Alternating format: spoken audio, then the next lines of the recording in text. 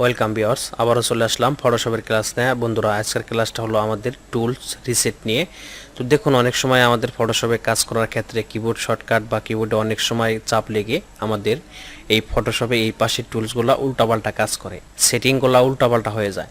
তখন কিন্তু আমাদের ফটোশপে কাজ করা খুবই জটিল হয়ে যায়। কিভাবে আমাদের ফটোশপের সকল টুলসগুলো রিসেট করতে পারি সেই বিষয় নিয়ে আলোচনা করব। অবশ্যই ভিডিওটা কন্টিনিউ করবেন। এখান থেকে যে কোনো একটা টুলস আপনি সিলেকশন করবেন, করার পরে দেখুন আমাদের উপরে কিন্তু মুভ টুলটা সিলেকশন হয়ে গেছে। এখানে আপনি শুধুমাত্র রাইট বাটন ক্লিক দিবেন, দিলে পরে আপনার এখানে দুইটা অপশন শো করবে। একটা অপশন আপনার রিসেট টুলস এবং কি দ্বিতীয় অপশন হলো রিসেট অল টুলস।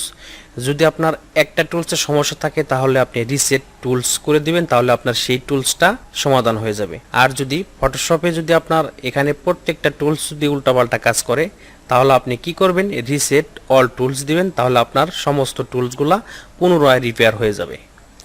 তো বন্ধুরা, এভাবে এখান থেকেও আপনারা রিসেট করতে পারবেন। তাছাড়াও আর একটা পদ্ধতি আছে, সে পদ্ধতি হলো দেখুন এখানে একটা 3 ডট আইকন আছে, এখানে আপনি রাইট বাটন ক্লিক দিবেন। রাইট বাটন ক্লিক দিলে এখানে দেখুন 3 ডট এডিট টুলবার, এখানে আপনি ক্লিক করে দিবেন। ক্লিক করে দেওয়ার পরে এখানে একটা এরকম একটা ইন্টারফেস শো করবে। জাস্ট এই পাশে দেখুন, এই ডাইন পাশে আমাদের এখানে শো করছে, এখানে ডান আছে, ক্যান্সেল আছে, রেস্টোর ডিফল্টস আছে এবং ক্লিয়ার টুলস।